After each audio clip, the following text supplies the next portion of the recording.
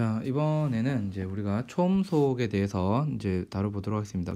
교재에 오타가 났는데 초음파라고 되어 있는데 초음속 밑에 어, 초음파가 아니라 초음속이죠. 초음파는 사람이 들을 수 있는 어떤 가청 진동수, 주파수보다 더 큰 그런 파를 얘기하는 거고, 우리는 지금 초음속을 이야기를 합니다. 자, 초음속은 이제 음원, 어떤 소리를 내는 어떤 그런 소스의 속력이, 그러한 소리가 공기 중으로 전파되는 속력보다 더 빠른 그런 경우를 이야기를 합니다.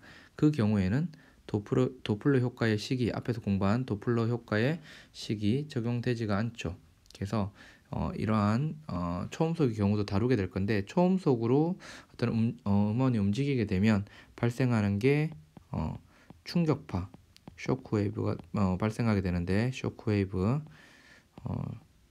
쇼크웨이브가 발생하게 되는데, 자, 이 충격파라는 것은 어떤 공기의 압력이라는 것이 굉장히 이제 이 음원이 굉장히 빠르게 움직임으로써 급속하게 압축이 돼서 증가했다가, 압축이 되면 어떤 힘이 작용하겠죠. 그래서 얘가 다시 이제 감소해서 본래 압력으로 되돌아오는 과정에서 굉장히 큰 어떤 소리가 들리게 되는데, 그걸 충격파라고 합니다.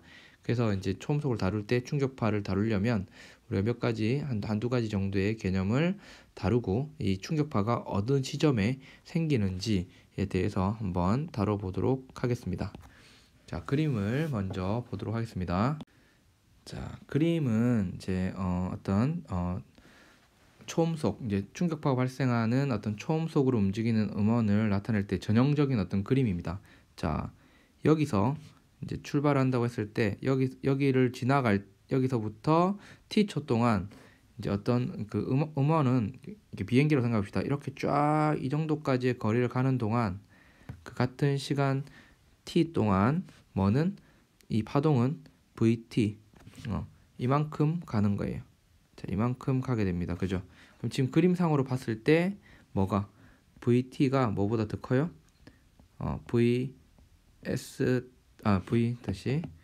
vst, 즉 음원이 움직이는 속도가 vt보다 크니까 그 거리도 얘보다 크죠. 즉 이 거리, 파란색으로 표현하는 이 거리가 뭐보다, 이 연두색으로 표현한 요 거리보다 더 큰 거죠. 그죠? 그랬을 때 우리는 요 각도, 이게 지금 여기 보면 이 파동이 이렇게 구형으로 나가게 되는데, 그때 요 파동이 수직으로 이렇게 여기 수직입니다. 수직. 이 파동이 쭉 가다 보면 그 다음 순간에 매 순간 발생한 파동들이 이 파면이 겹치게 돼요. 이 겹치는 지점, 이 접선 같이 보이죠? 접선. 요 지점하고 이 음원하고 연결한 이 선, 요거를 뭐라고 이제 하면, 이제 어떤 원뿔의 표면, 지금은 2차원으로 그렸지만 사실은 3차원이죠. 둥그랗게 좀 이따 그림을 보여줄 건데, 요 면이 이제 정의가 되게 됩니다. 이 파면들이 겹치게 되는 요 면이 결정되게 되는데, 자, 이때 요 각도를 우리는 뭐라고 하냐면 세타라고 쓰고, 얘를 마하 원뿔각이라고 하는 이유는, 얘가 사실 지금 2차원으로 그렸지만 사실은 원뿔이에요. 그죠? 입체적으로 그리면, 뱅그르로 돌려보면 원뿔면입니다. 그래서 이 원뿔각이라는 건 사인 세타는 어떻게 되냐면, 사인 세타니까 얘분의 얘가 되겠죠. 그러니까 vst분의 vt가 돼서 vs분의 v가 될 겁니다. 이렇게 될 거고, 자, 이때 우리가 이제 어떤 초음속을 표현하기 위해서, 이렇게 초음속, 그러니까 소리 속력을 넘어서는 어떤 속력을 다루기 위해서 초음속은 어떤 소리의 몇 배인가를 가지고 이제 판단을 하게 돼요. 예를 들어 어떤 제트기의 속력 vs가 공기 중에 소리가 전파되는 속력의 예를 들어 3배다, 3배 이렇게 된다. 그러면 얘는 우리 뭐라 부르냐면 마하 3 이렇게 부릅니다. 마하 3라고 이제 말을 하면 뭐가 되는 거예요? 마하 3라고 하면, 얘가 공기의 3배 속도로 움직이고 있구나 라고 생각을 하면 되겠습니다. 근데 지금 그림을 보면 이 마하 3 할 때 요 v분의 vs하고 vs분의 v는 서로 역수관계에 있죠. 마하3라고 하면, 그럼 원뿔각 구하라고 하면 어떻게 되는 거예요? 원뿔각 구하라고 하면 사인 세타는, 그죠? 3분의 1인 겁니다. 그죠? 얘가 얘의 3배가 되는 거니까. 그죠?